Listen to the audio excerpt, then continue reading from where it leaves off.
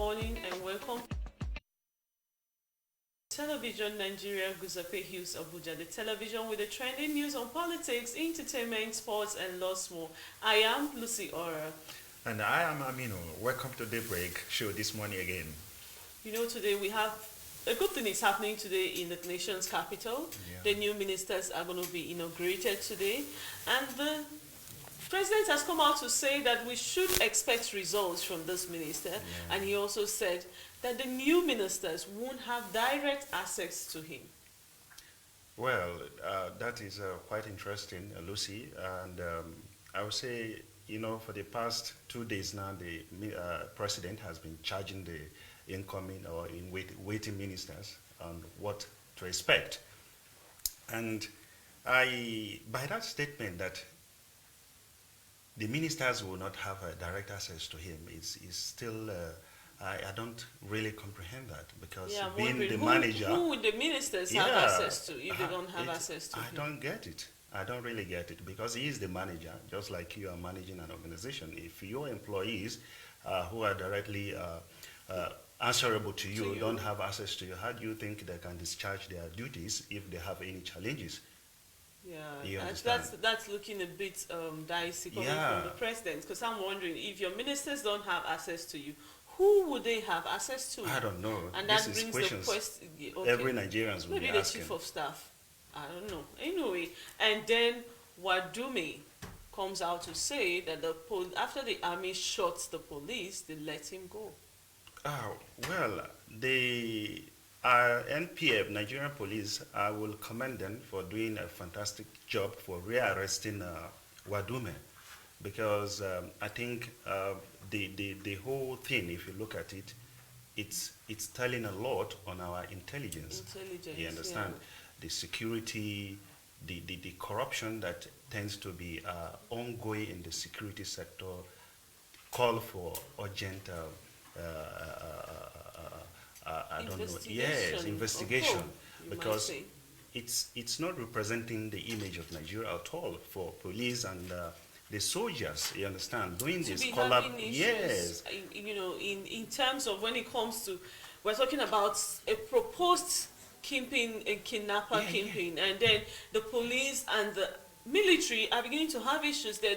That's it gets you scared and worried what really is going on in our security system. Because if you look at the convention of Wadume yesterday, he said, of course, the soldiers aided his escape while he left the police custody. So it's really, really, really appalling that such things should be happening in the security system. With the level of intelligence and technology we have. You understand? So if that corruption in the security system is not tackled, I don't think we're heading anywhere. It's really a huge problem there.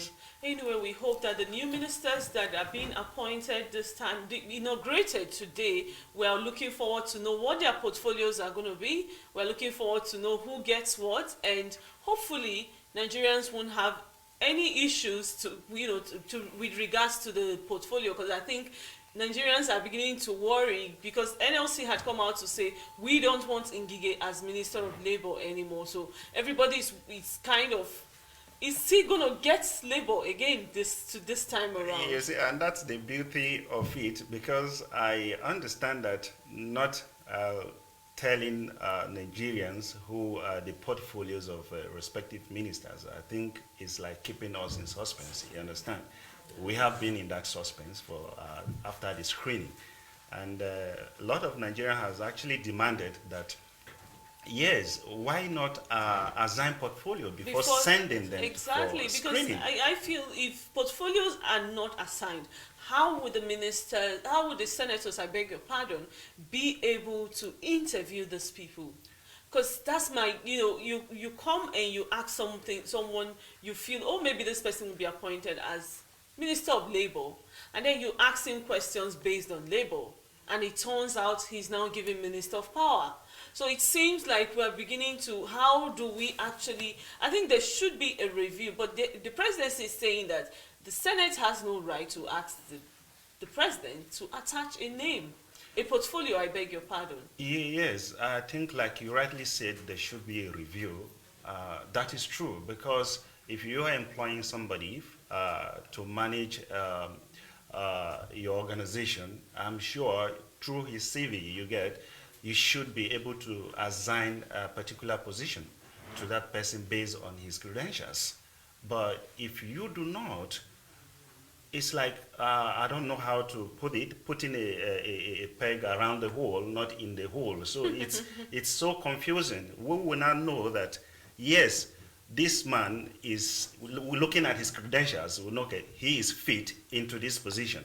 But when you see somebody, it has always been like that with Nigerian case. When you see somebody studying medicine coming to head a petroleum sector. So does it go well? It doesn't go well. It doesn't go well with us. It doesn't. And if the president, of course, if they don't review these issues, I think it's really going to be a continued problems for us in Nigeria. Anyway, we wish the new incoming ministers success, and we hope that they are able to deliver just like the president has said. Right now, we'll be going straight to the Air News desk, where Priscilla is standing by with the headlines. Stay with us.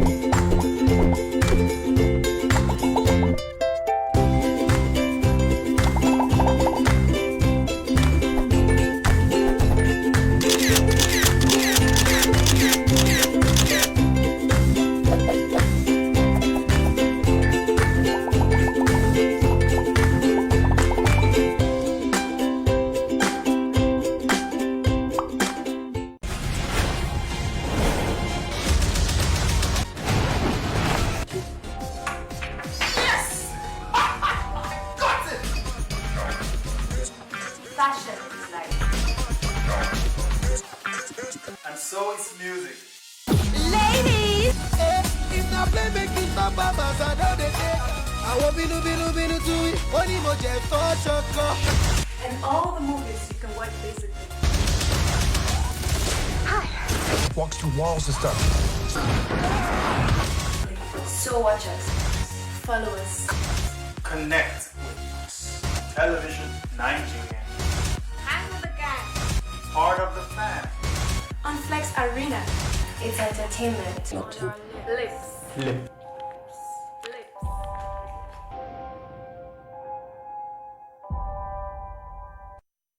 This is Television Nigerian, a broadcast network committed to serving you the very best in online and offline television programming.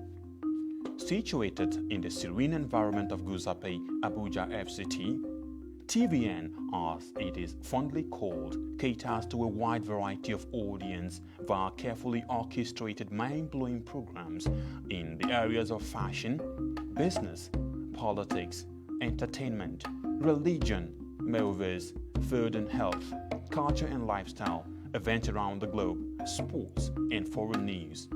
Whatever your inclination, we've got you completely covered with programs like Issues of the Moment, The Patriot, Daybreak Nigeria, Mata Africa, TVN Business Time, Healthy Living, From the Cradle, Stay Inspired, Entertainment Gist, Movie Hour, Hits Paradise, among others.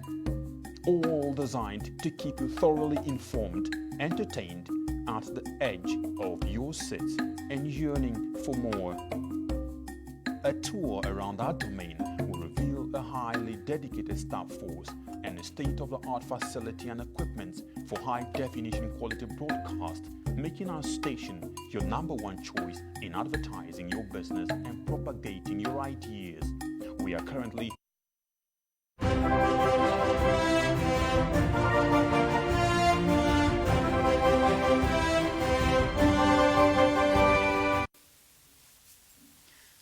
Good morning. Thanks for joining us on the AM News. I am Priscilla Iwurum.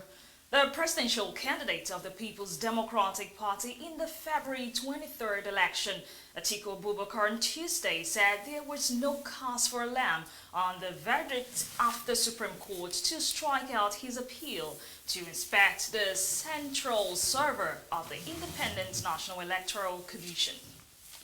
The Apex Court had in a judgment held that Atiku's request could not be granted because it was brought after parties have joined issues on the existence or otherwise of the server. In the unanimous judgments delivered by the Justice Chima Weze, it said the Presidential Election Petition Tribunal was in order in refusing to grant Atiku's request at the time it was made, so as not to prejudice other parties in the matter.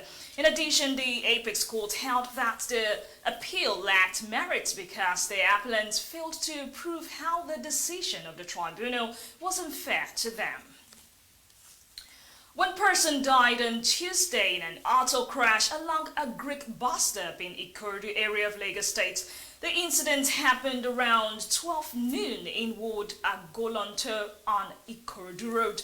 It involved a 20-feet fully loaded container, a commercial Volkswagen Vanagon bus, and a Toyota Corolla car. Reporters gathered that a truck coming from Harana towards a Greek bus stop had a brake failure and ran into the entrance of the bus rapid transit pavilion in a Greek, crushing a woman who died on the spot. The truck also ran into the crushed commercial Volkswagen Vanagon bus and the Toyota Corolla car, a commercial car packed by the roadside to pick passengers, leaving them damaged. An eyewitness, Latif Olaritaba, reported that the woman died on the spot. The Lagos State House of Assembly on Tuesday confirmed Honorable Justice Kazeem Olarinwaju Alogba as the Chief Judge. Speaker Mudushiru Obasa stated that the Chief Judge had proven to be capable of the office and that it was a mere formality for him to appear before the lawmakers for confirmation. It will be recalled that Alogba had been serving as the acting Chief Judge of the state for some months. The House subsequently confirmed Alogba as the Chief Judge of the state through a voice vote supervised by the Speaker. Leader of the indigenous people of Biafra, Nnamdi Kanu, has given reasons why his members would not retreat in attacking Igbo leaders in foreign countries. He blamed the death of over 600 of his members through Operation Python Dance on the leaders who he said allowed the desecration of Igbo tradition and culture following the invasion of his father's campaign by federal troops. In a press statement issued on Tuesday by the group's media and publicity secretary, Imam Powerful, titled "Setting the Record Straight," Kanu alleged that the interest of the Igbo politicians was his death, that of IPOB, as well as the death of the dreams of freedom for all. And that was the AM News. Thanks for watching. I am Priscilla Iwurum. Up next is the business news. Don't go away.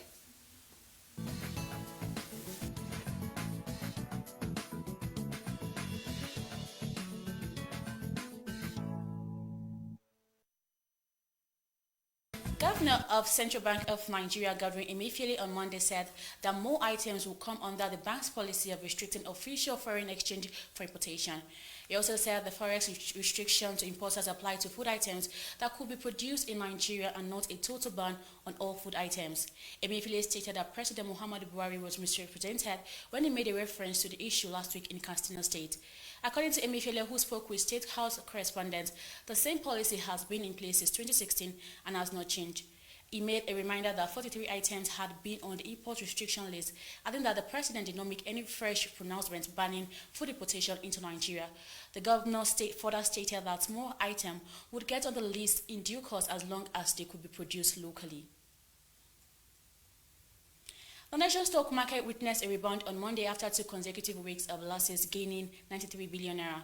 The market capitalization of equities increased from 13.121 trillion naira on Friday to 13.214 trillion naira on Monday, as the all-share index appreciated by 0.71% to settle at 27,177.22 basic points. The banking index appreciated by 1.34% on the back of buying interest and major price appreciation in Zenith Bank PLC and Stanbic IBTC Holding PLC. Analysts at Avivest Securities Limited said major price appreciation in MTN Nigeria Communications PLC, Zenith Bank and Stanbic IBTC drove the ASI higher by 71 BPS. The most traded stock by volume were Laverge 41.2 million units, Transnational Corporation of Nigeria PLC 41.1 million units, and Zenith Bank 26.7 million units. MTN 1.7 billion naira, Laverge 660 million naira, and Zenith Bank 452.6 million naira were the most traded stock by value. Investor sentiment, as measured by market breadth, further advanced by 1.3x from 1.1x on Friday, as 20 stock gained against 13 stock that lost. The Nigerian Content Development and Monitoring Board is providing equity investment for the establishment of 2 modular refineries in Imo and Bayelsa State that will produce a total of 17,000 barrels of crude oil per day. The executive secretary of the board, Simbi Barpute, told journalists in Abuja on Monday that the modular refineries were part of the achievements of the agency since it assumed office in November 2016. He said another major achievement under the technical capability pillar is the provision of equity investment to catalyze the establishment of 5,000 barrel per day modular refinery by Walter Smith Refining and Petrochemical Company Limited in Ibigwe, Imo State, and the 12,000 barrel per day Hydros Kimi modular refinery by Azikel Petroleum Limited by Bayelsa State. Rabote added that both modular refining projects have huge prospects for job creation, value retention, petroleum product availability, and the development of in-country capability. Well, that's much we have for you today on TVN Business Update. I am Chiwendu Osisiogo.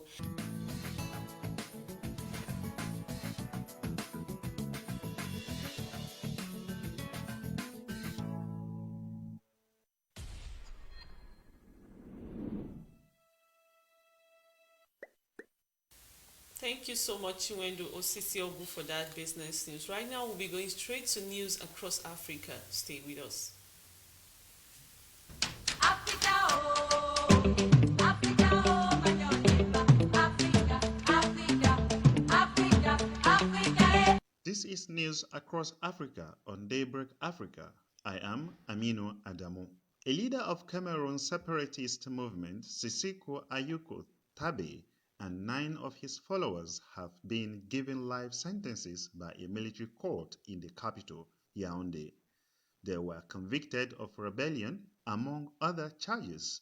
Their lawyers accused the judge of bias and withdrew from the proceedings. The English-speaking separatists argue they are marginalized by the bureaucracy and school system in the majority French-speaking country.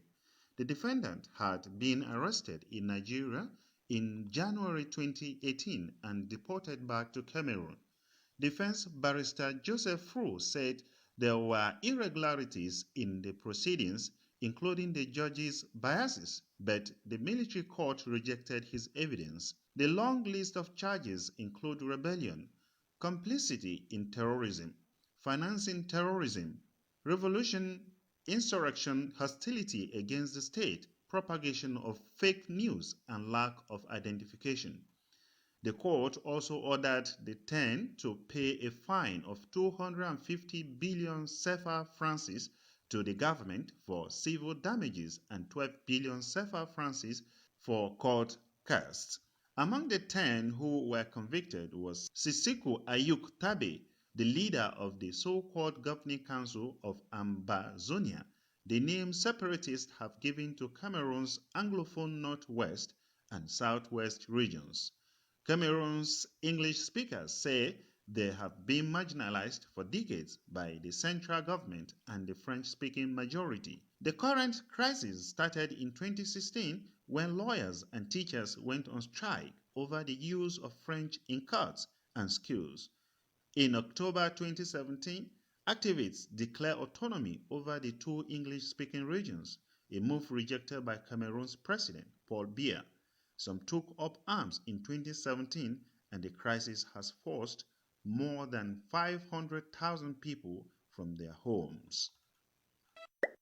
South Africa's President Cyril Ramaphosa is facing the most embarrassing period of his young presidency following leaked bank statements that revealed names of donors as well as people who received money from his CR17 fundraising campaign set up to help him become African National Congress ANC leader 2 years ago. Two opposition MPs from the Economic Freedom Fighters, whose names appeared in the bank statements widely shared on social media, resigned after admitting to receiving funds from the CR17 campaign.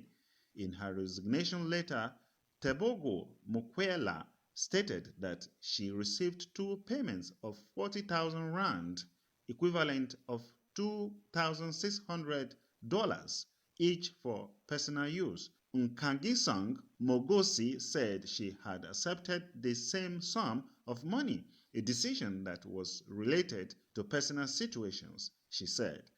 President Ramaphosa's office has responded for the first time since the leaks at the weekend. His spokesperson, Kosela Diko, said if someone requested money for bereavement, it simply shows that the president is a caring and compassionate human being. This week, the president, who campaigned on a ticket of clean government, is expected to face opposition MPs in parliament in question and answer session. Opposition MPs are already rubbing their hands together with glee in anticipation. The military in Burkina Faso says the number of soldiers killed in a suspected jihadist attack on Monday has risen to 24.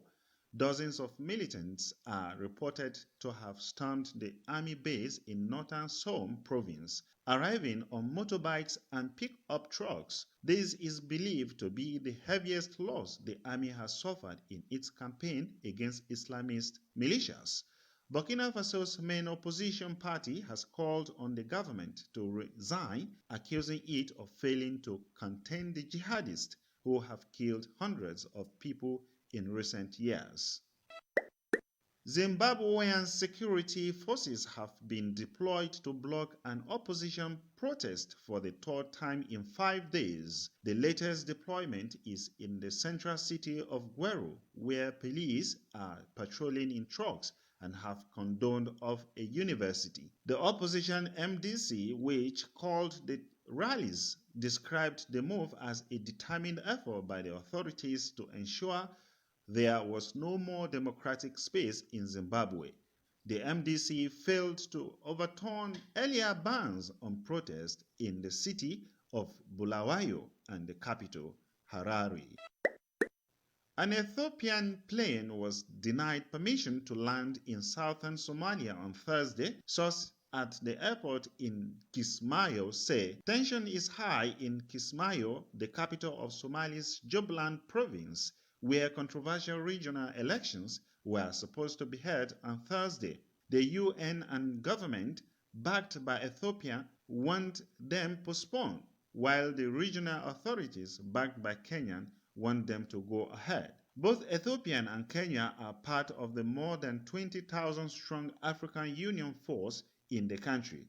A Kismayo-based journalist has reported that more than 19 Ethiopian commandos were thought to be on board the plane that tried to land. Many Kenyan troops are based in Kismayo. A high-level delegation led by the AU mission commander Tigabu Yilma, an Ethiopian, is expected in the southern city to try and mediate a solution to the impasse.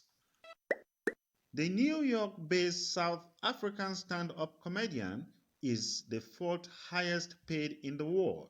According to Forbes Rich List 2019, it is the first time the Soweto-born star has been ranked in the magazine Top 10. The 35-year-old ranked in $28 million last year alone from various projects, including his day job as the TV host of The Daily Show. But the bulk of his income came from his 70-stop world tour as a stand-up comedian. making him eligible for the list of richest stand-ups. Other sources of income were his tool show on Netflix and book sales from his best-selling autobiography, Born a Crime. While the funny man leads African stand-ups in earnings, the number one spot goes to the US comedian Kevin Hart, who made an estimated $59 million in 2018. That's much we have on news across Africa. Stay tuned as Daybreak continues shortly. Africa, oh, Africa, oh, my neighbor. Africa, Africa, Africa, Africa, eh.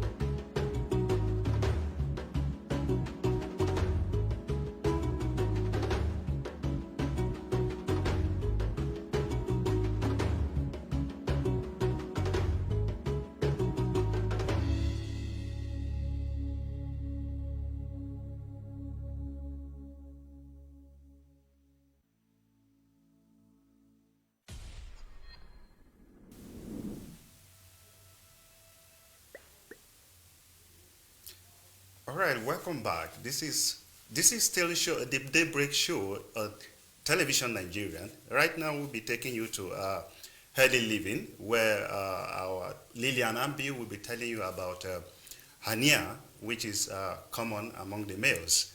Please listen carefully because there's a lot of lessons to learn from the Healthy Living tips. Welcome to another episode of Healthy Living. I am Lillian Ambi. Today I'll be talking on the topic hernia. Hernia develops when a section of your intestine or other tissues in your abdomen pushes through a layer of muscles that has become weakened. Most often, this happens when part of your intestine pushes your abdominal wall towards the outside of your body. This is called an external hernia, and it usually affects the lower abdomen and groin. Not all hernias, though, are preventable. There are certain factors outside your control, such as prior abdominal surgery and muscle weakness, that are born with that can lead to hernia no matter what preventive steps you take. Ultimately, all hernias are caused by a combination of pressure and an opening or weakness of your muscle or fascia. The pressure pushes an organ or tissues through the opening or weakened spots. Sometimes the muscle weakness is present at birth. More often, it occurs later in life. Anything that causes an increase in pressure in their abdomen can cause hernia, including lifting heavy objects without stabilizing the abdominal muscle, diarrhea or constipation, persistent coughing or sneezing. In addition, obesity, poor nutrition and smoking can all weaken muscles and make hernia more likely. Steps that can help prevent hernia include maintaining a healthy body weight. When you are overweight or obese, your abdomen wall is constantly under pressure from your extra body fat. Whatever you stand or move around, losing weight is easier to recommend than to actually do. But talk to your doctor about developing an exercise and diet plan that works for you. Get enough rest. Exercise, being physically active in certain ways has been shown to help prevent hernia, but other types of exercise can put too much pressure on your abdomen. Incorporate high fiber foods into your diet. Fiber-rich foods can support regular bowel movement and help prevent constipation, which can lead to straining that increase hernia risks. If needed, take other steps to avoid constipation. Taking a fiber supplement or bulk forming laxative like mineral milk, milk of magnesia, Staying well hydrated is also essential to avoiding constipation. Avoid heavy lifting or do it carefully. If you have to lift a heavy object, bend down on your knees instead of your waist. And if an object is too heavy for you to lift comfortably, know your limit and don't do it. Don't smoke. Smoking can cause coughing, which can put pressure on your abdomen and lead to an hernia or worsen symptoms in one that you already have. See a doctor when you have a persistent cough. Because coughing can lead to or aggravate a hernia, it's important to get these symptoms under control. Whenever you have an infection or other condition that causes it, including asthma, get treated if you have an enlarged prostate. Having an enlarged prostate can lead to straining during urination, which can increase pressure in your abdomen. Signs of enlarged prostate may include waking up twice or more each night to urinate, straining to make your urine flow faster, and straining to empty your bladder at the end of urination. Thanks for watching today's episode. A healthy man is a wealthy man. Your health is of utmost priority.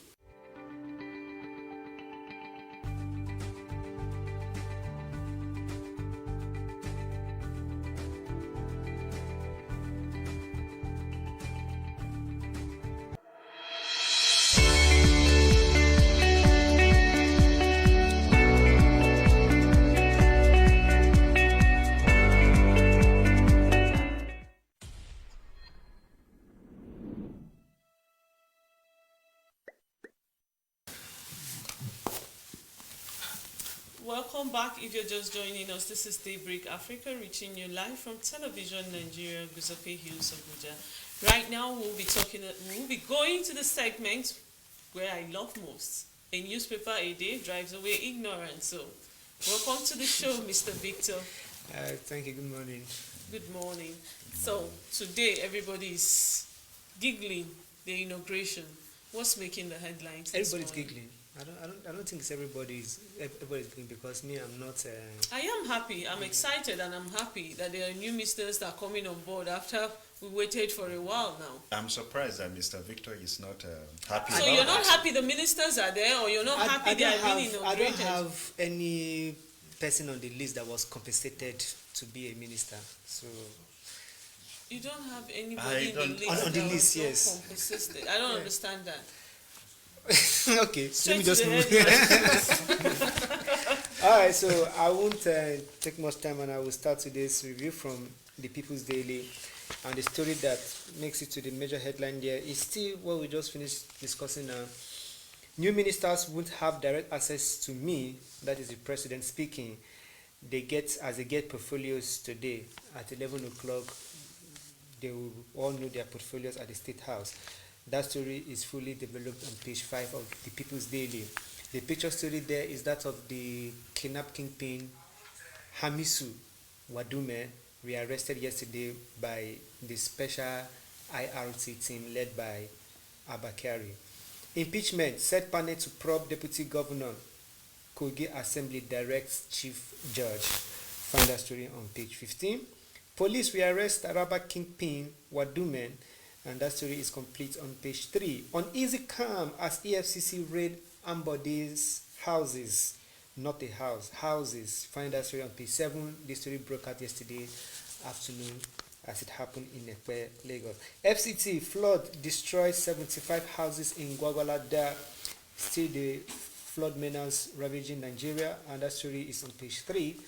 Below the masthead of the People's Daily, you have protect consumer rights. President urges African telecom regulators. Complete on page 19. Supreme Court dismisses Article's plea to access INEC server.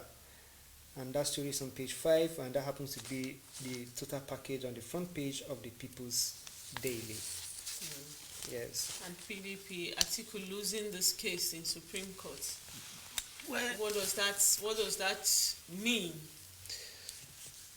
Well, that is just this in peripheral of the entire case. So him losing that one does not yet determine the final outcome of the tribunal. They still have a strong case at the tribunal, going forward. This was just an access to an appeal to get access to the INEC server, and which they have said that it's actually past the time for them to make that. But if you look at his response, Atiku, he said no cause for alarm. So does it mean he's not bothered by that judgment? Of course, like I said, it's just a peripheral of the main case. So he still believes that he still has a strong case at the tribunal. Yes, so we'll have to wait for that. Okay, I'll go straight to the next newspaper, and that is the Punch. We have the Daily Punch. The Punch here, I beg your pardon. Taraba slain policemen. Soldiers shoot cops. Freed me. Wadume confesses. Kidnap, kingpins, arrest won't stop our probe. Defense headquarters. The story is continued on page 2. And below the pictures, and the picture story there is that of Wadume after he's been rearrested by police in Kano State yesterday. Oh, and he arrived in Abuja yesterday. Niger SDP governor freed after 4 million ransom. The full details is continued on page 8. Repentant bandits helping to tackle killings. This is by Matawale. You can get the full details on page 10. Kogi CG asked to raise Achube's impeachment panel. You can get the full details on page 11. And below that, we have suspended Buhari's aide sues ICPC, Sean's agency summons. You can get the full details on page 12. SAS operatives kill the armed suspects in Lagos. The full details is continued on page 4 and 5. UN laments attacks on aid workers in Northeast. This full details is continued on page 10. Supreme Court dismisses Atiku's INEX server claim. The full details is continued on page 2. Gunmen attack Nasarawa Deputy Governor's convoy, kill 4, a sad one there. You can get the full details on page 11. Boko Haram crisis could last 15 more years. This is by Obasanjo. You can get the full details on page 12. Sowore collected foreigners' dollars to topple Buhari. This is by DSS. You can get the full details on page 11. And we have above the mark said a bit, banks suffer 100 billion bad loans in power sector. The full details is continued on page 23. And that's about what we have on the front page of the Punch newspaper this morning. Okay, I still on the Wadume's issue. Looking at the ongoing investigation, do you think that they are going to come out objectively in arresting whoever is involved in this crime issue?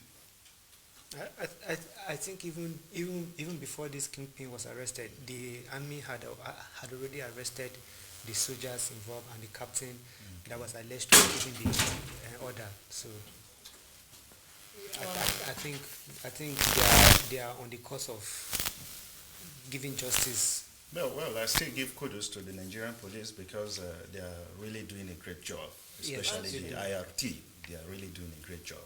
And on the nation's newspaper today, let's take a look at the headlines. Below the masthead of the Nation newspaper, I have by my left, Nigerians expect quick result from minister. That's coming from Buhari. Then EFCC search Ambode's home. The story can be found on page 6. Kogi Assembly asks CJ to set up panel on Deputy Governor's sack. The story is found on page 41 of Nation's newspaper. Then the picture story here on the Nation's newspaper, it's still the Super Cop, Abakari, and the kingpin kidnapper, Wadume Hamisu. Then below the picture story, I have how detectives arrested kidnapped suspect, Wadume. His arrest will bring answers to issues surrounding his activities, says Inspector General of Police. Straight above the masthead, FIRS block Obasanjo farms, others accounts. Wow, interesting. Then 4 killed in deputy governor's convoy. The both stories are found on page 11 and page 7 of the nation's newspaper. I think that's all we have on the paper. You can just grab a copy of the nation's paper and feed yourself with these stories. Yeah. Okay, Victor, I'm going to take us back a little bit about the president saying that the new ministers won't have access to him this time. We talked about it a bit at the beginning of this of the show, and we said if the ministers don't have access to the president, who are they going to have access to? Well, that is not that. Actually, when I also saw that report, I was like, anyway, the president has his own way, just like his followers and those that support him. We say that the president has his own unique way of doing things. But I believe that if you are a captain of a ship, and then you have lieutenants under you, and you say they won't have access to me. So just like you asked earlier, who will they not have access to? Are they to report to the Lieutenant Chief of Staff or to the SGF? Who exactly are they reporting to? Because you employ them, and if you are going to demand results, you are going to give them a target, you need to meet with them regularly. They need to have access to you. If they need some support, they need to talk to you, make you understand. So because if I give you a job, if you give them a job, and you ask them to do this thing, and then they are facing challenges, and they come for you to support, and then you're saying you can't have access to me. So at the end of the day, it's like we don't really know how this president runs his time. But I think is there in the constitution? Is there no law that says who the ministers report to? No, these ministers are part of the FEC meeting. So if he's saying that they won't have the access to me, perhaps maybe during the FEC meeting. The FEC meetings. Yes, the FEC meetings. That's when they will discuss they will discuss any other issues that need. Country. But beyond that. But you and I know that the FEC meetings, it doesn't last more than, highest it lasts is a day. And do you think that's enough to brief him on what's going on in their ministries? It's enough. I don't think it's enough. It's actually enough. Well, if you look at it the other way around, if the president is saying that the minister will not have access to him, I'm thinking that it could be maybe from antecedents. There may have been a lot of issue from the past, and now that it's okay, the new ministers are coming, I think they have to put some restrictions. Yes, restrictions, so that whatever that has been happening in the past will no longer continue again. I'm sure it may be also from that angle, if you take a look at the issue the other way around. Well, but I still believe that once you have ministers, they should have access to you. They are part of your cabinet. They are part of those running the government. Victor, of course, I completely agree with you, because if you are a HR manager or a manager of organization, if your employee have issues, definitely they refer to you subject to that matter. Yeah, so it is obvious that everybody understands that you are directly responsible to your manager if you have any challenges in the course of discharging your duties. That's true. Anyway, I move on to the Blueprint newspaper and the bold story printed in black here. Retreat ends. Who gets what as Buhari swears in ministers? A few riders, Agba or Oga, may head petroleum. Will this spell an end to Buhari's reign as the Minister of Petroleum? We'll find out after 11 o'clock in the State House. Information awaits Lai or Keyamo. Magashi in line for defense. Ahmed may return to finance. And I think personally that Magashi in line for defense is clearly obvious. Ahmed Zainab had done really well in the Ministry of Finance, so she retaining the position is well deserved.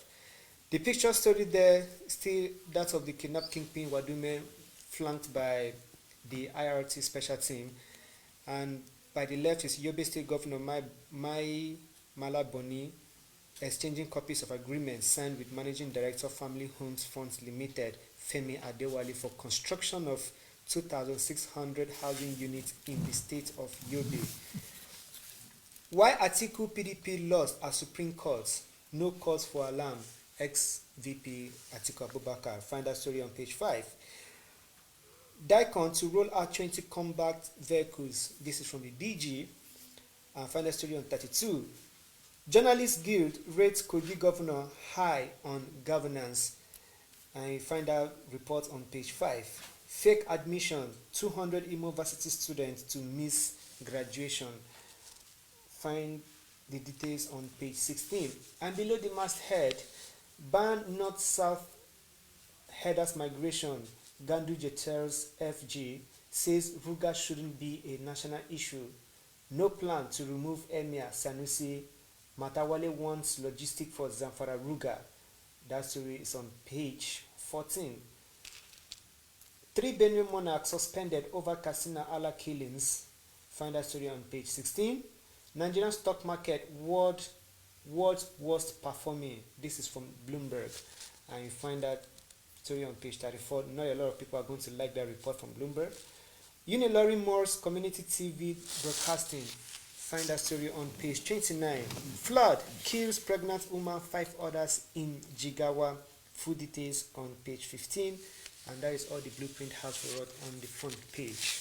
The flood issue, you can see now that a lot of reports are coming in because of the rain that fell the previous, this week and last week and this week. And it's worrisome, you understand. Despite these warnings, you understand, and the funds available to control this natural disaster, I don't know why. It's still beyond my understanding.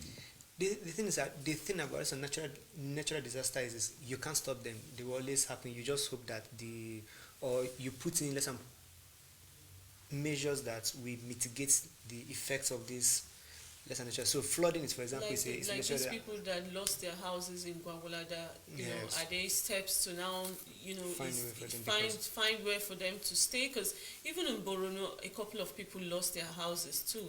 Yeah, because the advent of information and technology, we are in the era now. And where you should know it before it happens. Yeah, there are warnings.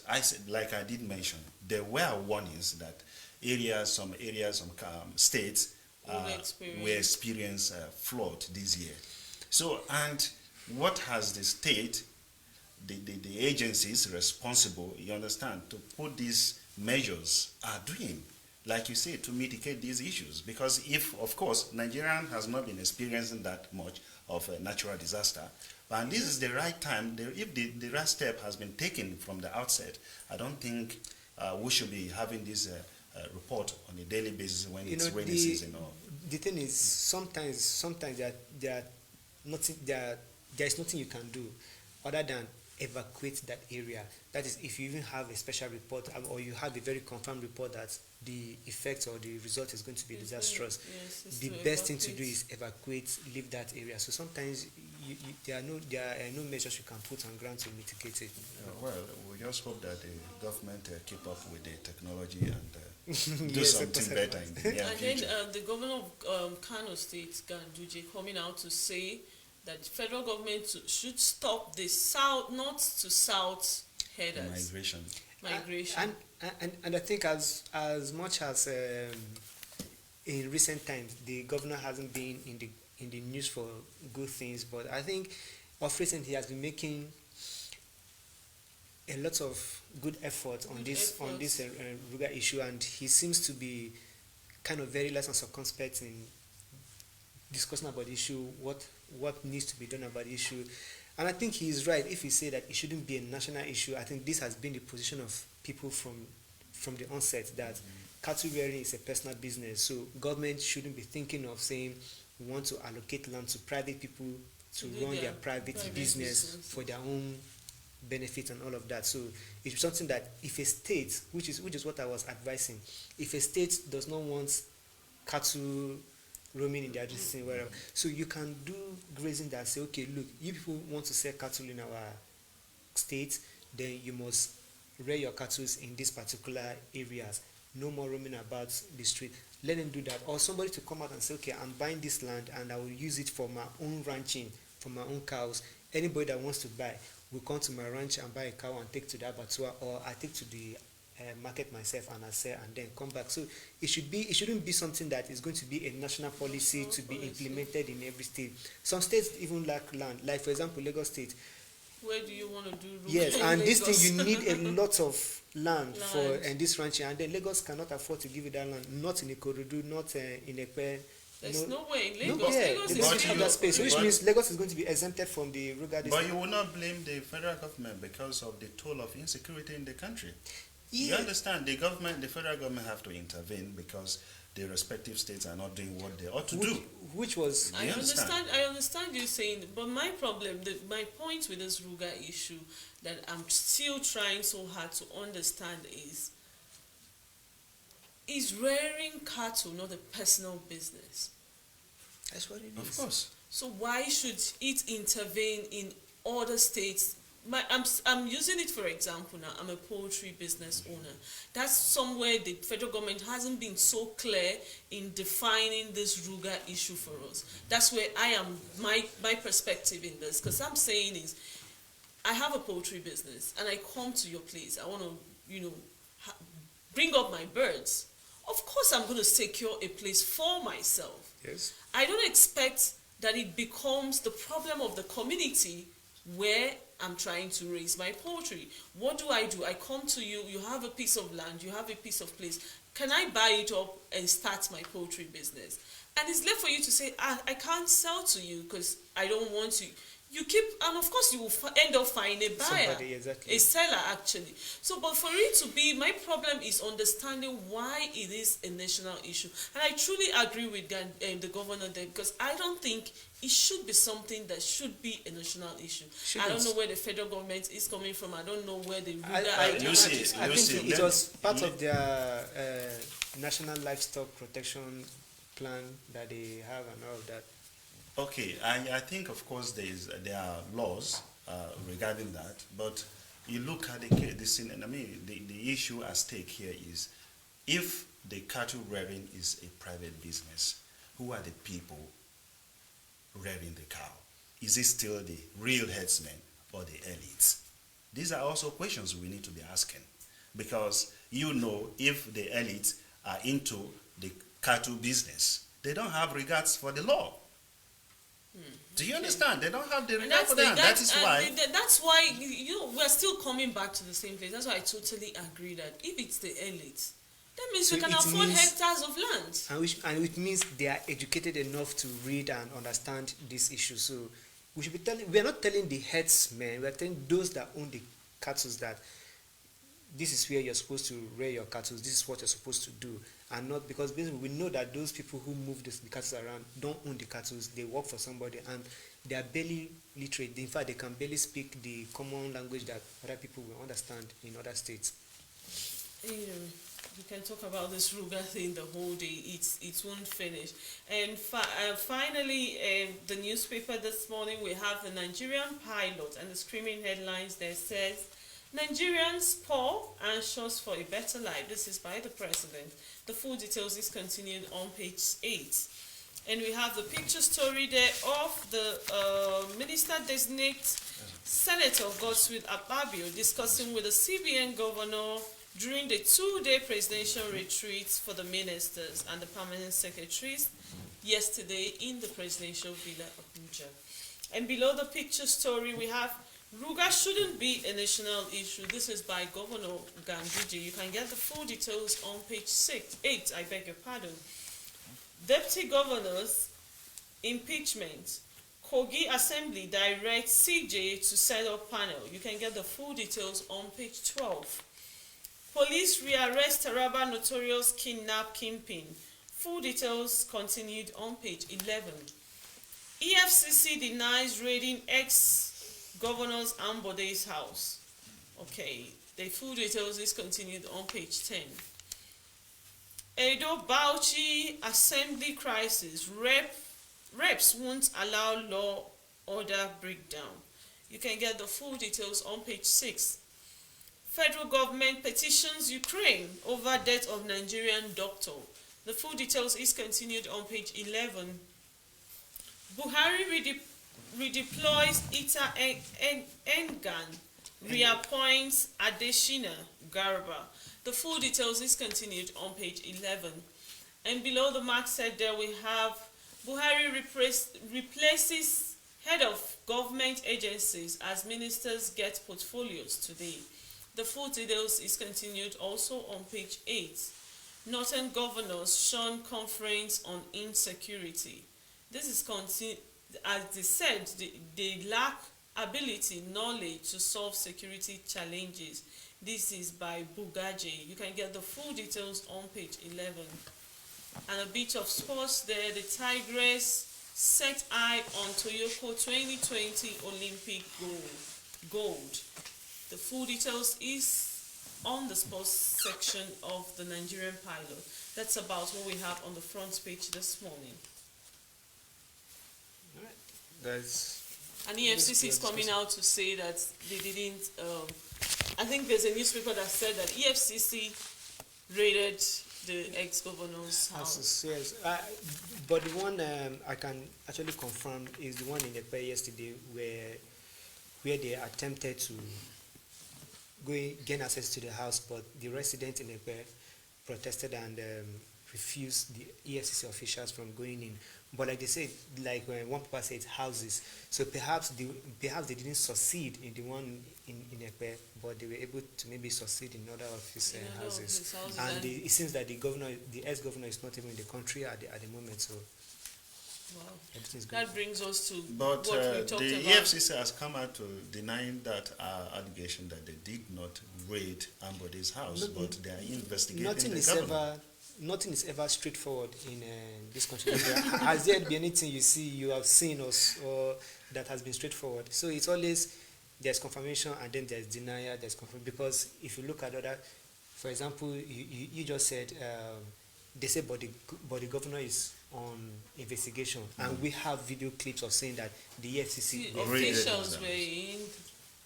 Anyway, that's about the much we're going to take on the newspaper review this morning. Thank you, Victor, for joining us. Yes. A newspaper a day drives away ignorance.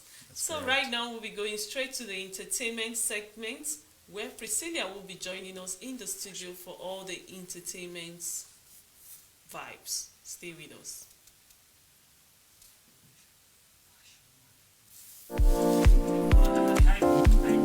High fashion.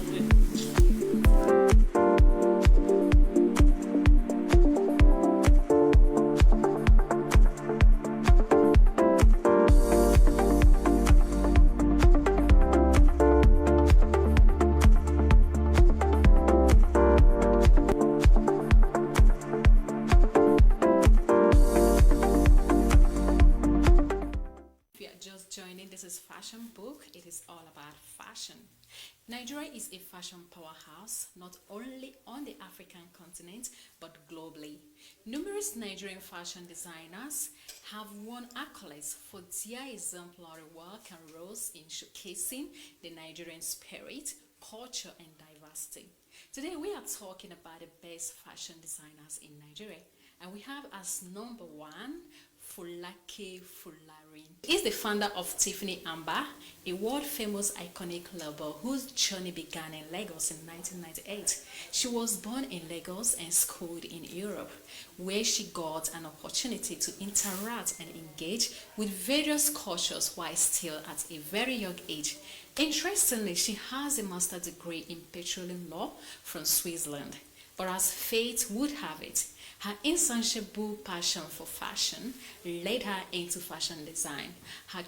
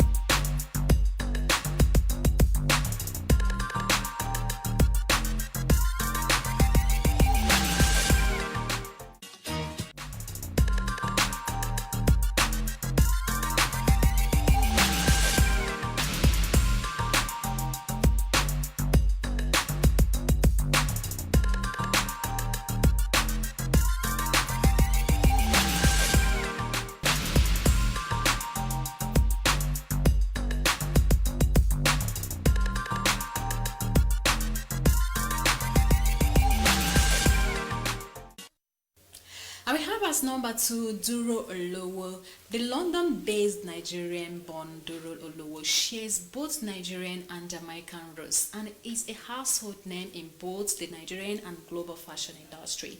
He is undoubtedly a well-respected Nigerian fashion design personality, famous for unique and colorful African prints. He is super talented in working with patterns, and his design incorporates with rich culture, spirit and diversity of the Nigerian people.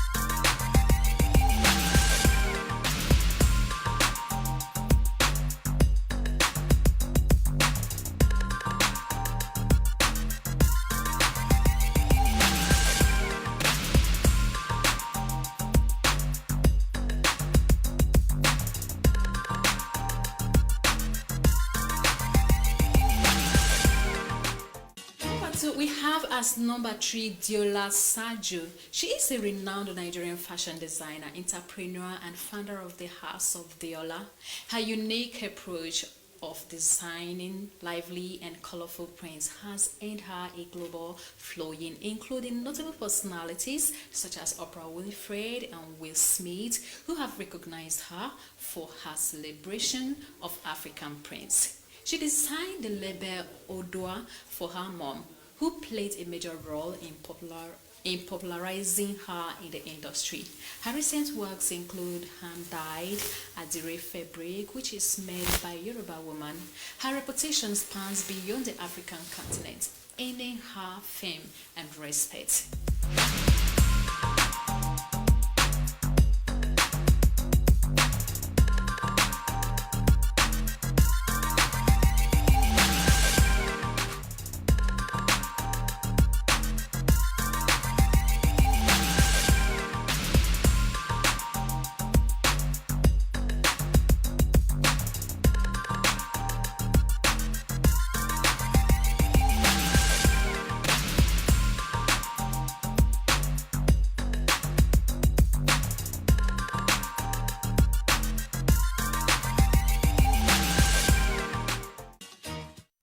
Lisa Fulawiyo. She is a self-made Nigerian fashion designer who is famous for the way she creatively fuses traditional West African fabrics with modern tailoring techniques. She is known for her label, Jewel by Lisa, which she launched in 2005 and has since grown to become a global fashion brand with showrooms in New York and Nigeria.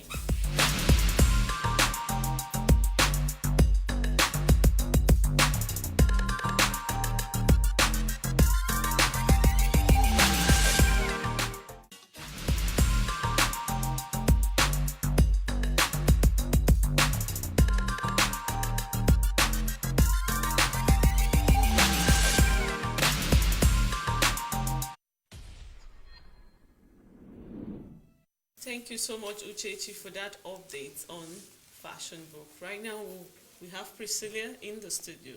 Good morning. Good morning, Good Priscilla. morning, Priscilla. How you The all doing? entertainment guru. Okay, Priscilla, tell us what's up. Okay, so I'm good here today. I have been gossiping throughout the week, and now I have another gossip meet. That's both of you. So yes, let's get right into it. Now, there's been this rumor online about Davido's girlfriend Chioma. Supposedly, people have been saying that she's pregnant, and according to what I found out, seems she attended a baby shower of her friends, and then people photoshopped her face onto the body of her friend. We're so crazy. Like, and then they started the rumor that she's pregnant and everything. She has come out to say she's not pregnant though.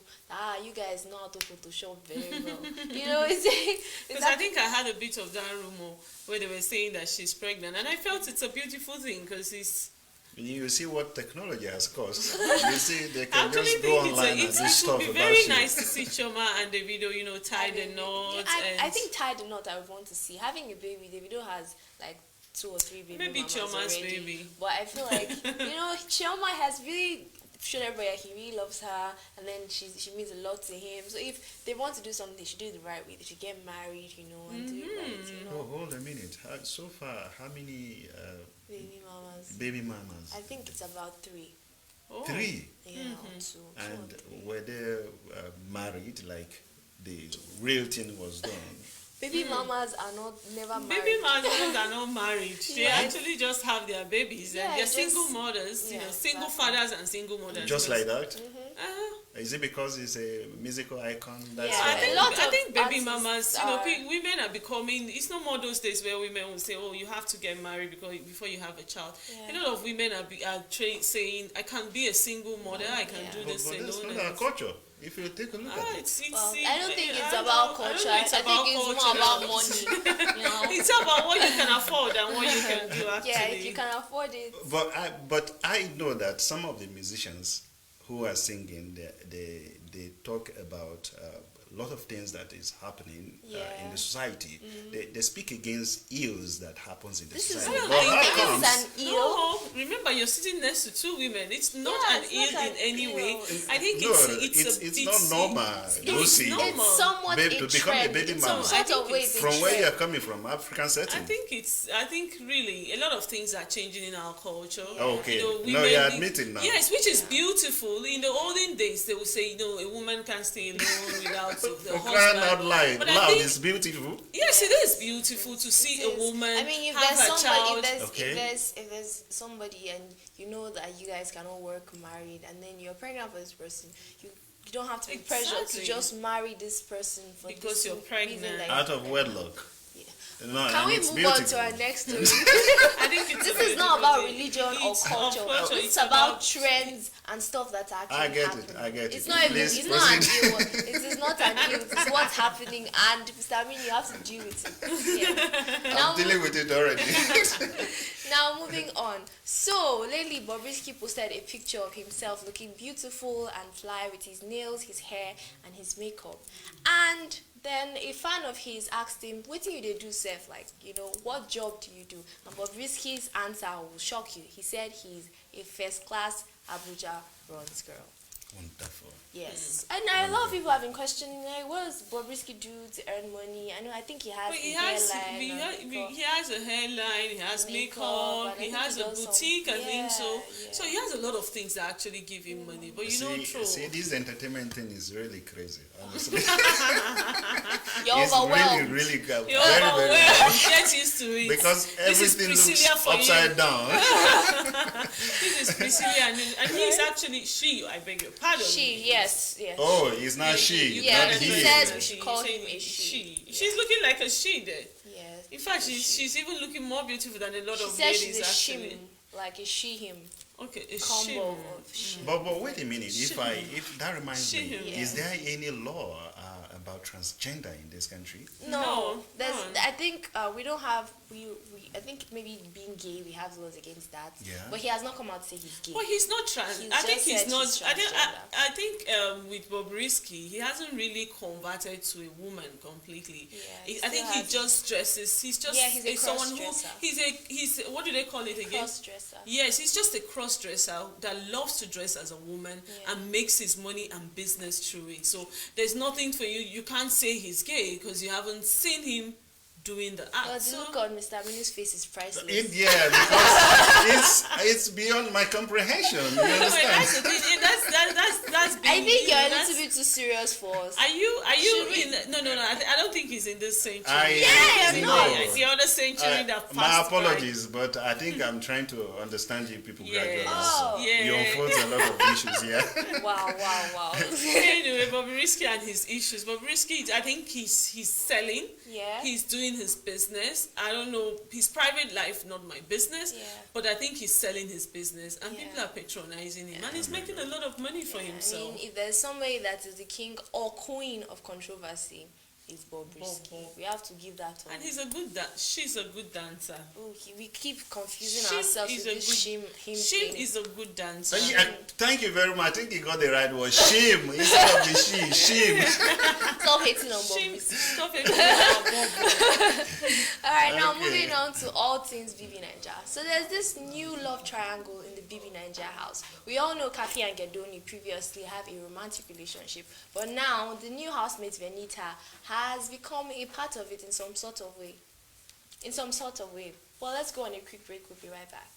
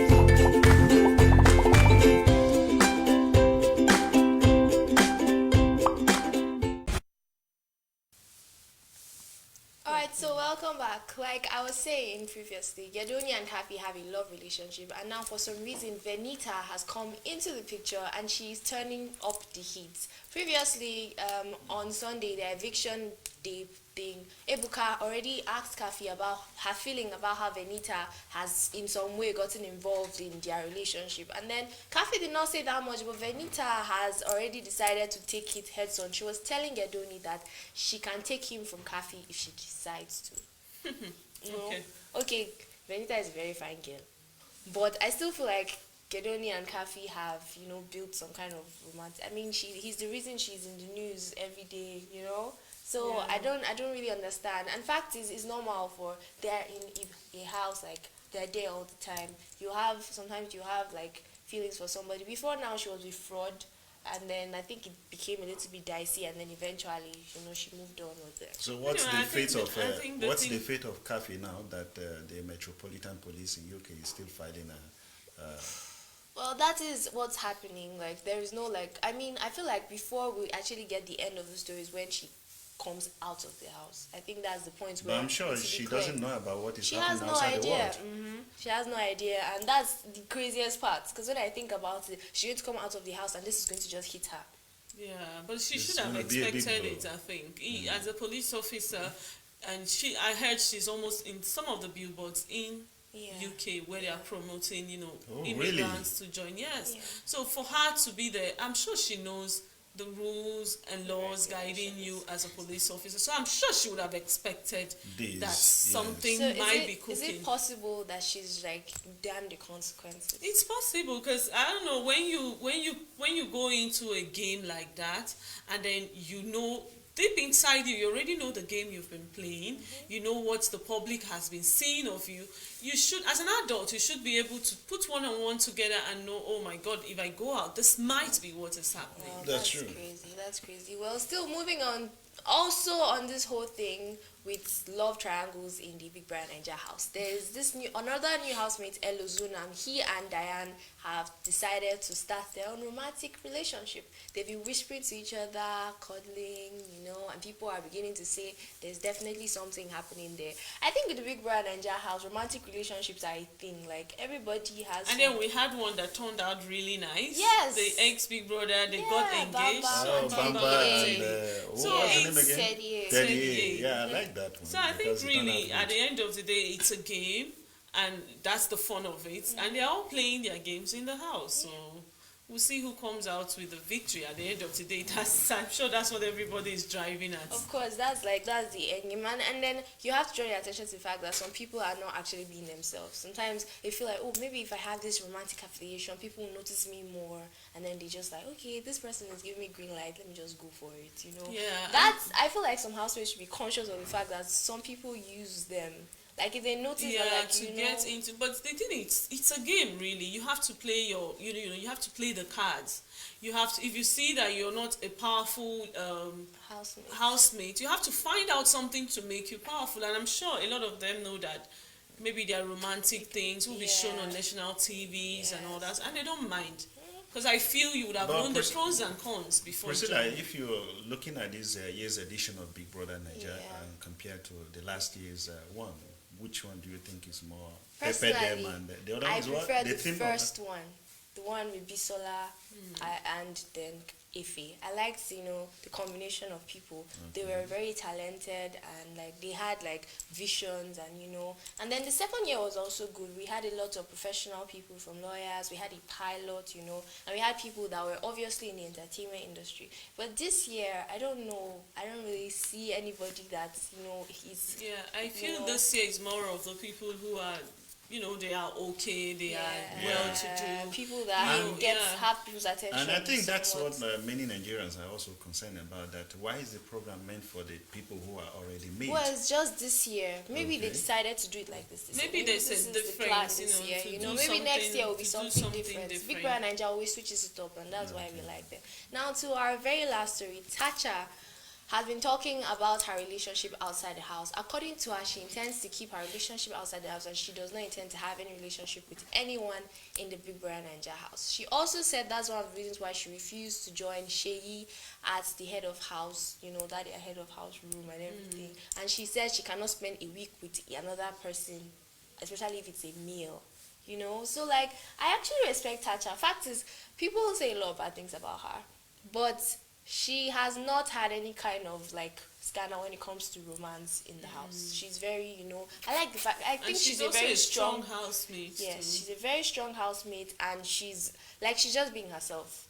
Thing is, she's not perfect, and fact is, most times nobody is. Yes, but then she's doing her thing, and then I respect her more than most of the other housemates, because I feel like she has like her own, like she has her own thing going. She has her own sport. She's her own. She's the leader of her own sport. She's her own person.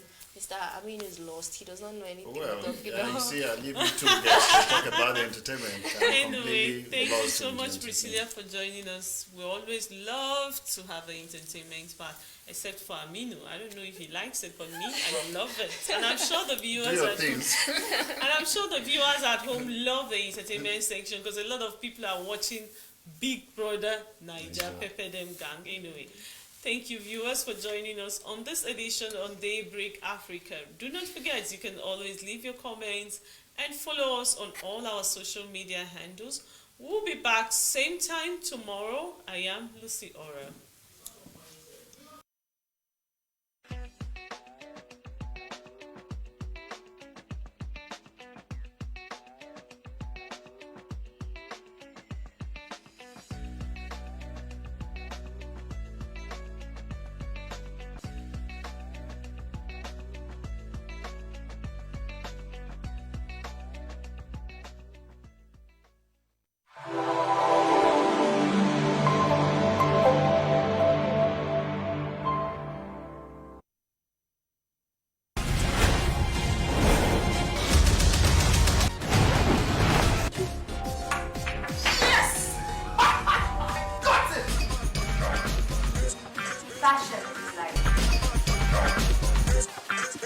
So is music. Ladies! If not play, make you stop, I know they take. I want binu to it. Only more jet for choco. And all the movies you can watch basically. Walks through walls and stuff. So watch us. Follow us. Connect with us. Television Nigeria. Hang with the gang. Part of the fan. On Flex Arena. It's entertainment. Not on our lips. Lip.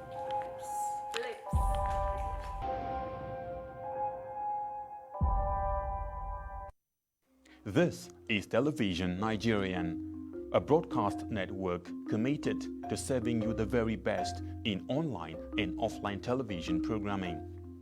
Situated in the serene environment of Guzape, Abuja FCT, TVN, as it is fondly called, caters to a wide variety of audience via carefully orchestrated mind-blowing programs in the areas of fashion, business, politics, entertainment, religion, movies, food and health, culture and lifestyle, events around the globe, sports and foreign news. Whatever your inclination, we've got you completely covered with programs like Issues of the Moment, The Patriot, Daybreak Nigeria, Matter Africa, TVN Business Time, Healthy Living, From the Cradle, Stay Inspired, Entertainment Gist, Movie Hour, Hits Paradise, among others. All designed to keep you thoroughly informed, entertained, at the edge of your seats and yearning for more. A tour around our domain will reveal a highly dedicated staff force and a state-of-the-art facility and equipment for high-definition quality broadcast, making our station your #1 choice in advertising your business and propagating your ideas. We are currently on Nigecomsat doing our test transmission for takeoff in the nearest future. Television Nigerian is located in Nigeria at Television Nigerian House, Guzape Hilltop Mansion, beside Guzape White House, Guzape Abuja FCT, and in the United Kingdom at 45 Ancient House, 48 Aerodrome Road, Beaufort Park, Colindale, London. For inquiries,